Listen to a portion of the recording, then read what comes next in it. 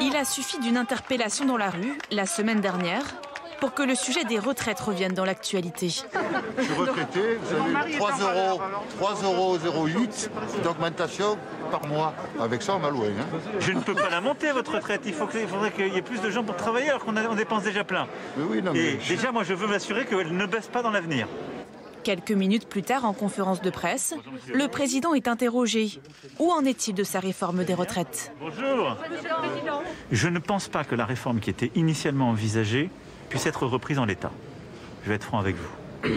Parce que je pense qu'elle était très ambitieuse, extrêmement complexe.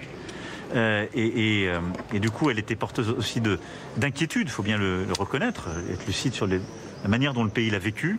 Je pense que le faire maintenant, ce serait ne pas prendre en compte le fait qu'il y a déjà beaucoup de peur et de sujets à reprendre. Présenté officiellement fin 2019, ce système de retraite universel par points avait provoqué un émoi national.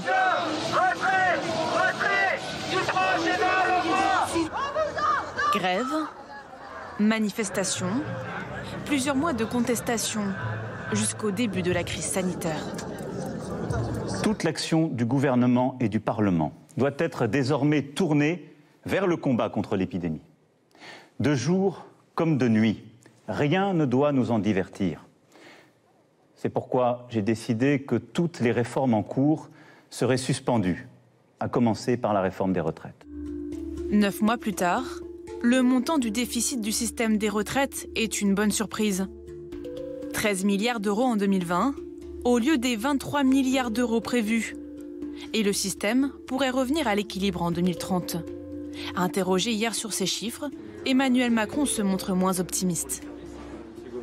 À horizon des années à venir, le sujet des retraites existe pour notre pays. Et on ne va pas dire, comme diraient les enfants, que c'est moins pire que prévu. C'est quand même très mauvais. Et il y a un déficit de plusieurs milliards d'euros. Est-ce qu'on peut le laisser à nos enfants? Non. Emmanuel Macron n'écarte donc pas la possibilité de réformer le système des retraites, sans en donner la manière ou le calendrier. Les partenaires sociaux, eux, ne sont pas pressés. Ni la CGT, ni le MEDEF. Elle est enterrée, mais elle n'est pas abandonnée. Le résultat elle-même, c'est qu'ils veulent nous faire travailler plus longtemps. Donc il faut rester mobilisé. En tout cas, ce serait une erreur de la part du président de la République de remettre ça sur la table. Il y a bien d'autres priorités. Pour faire cette réforme, moi, ce que je crois, c'est qu'on ne peut pas la faire en 3 mois. Et que si on essaie de faire une réforme là, au mois de septembre, comme ça a été murmuré par certains, on risque de faire une réforme au rabais. Et d'ailleurs, c'est pour moi un débat de la présidentielle, parce qu'il faut la légitimité de l'élection présidentielle pour faire une réforme difficile.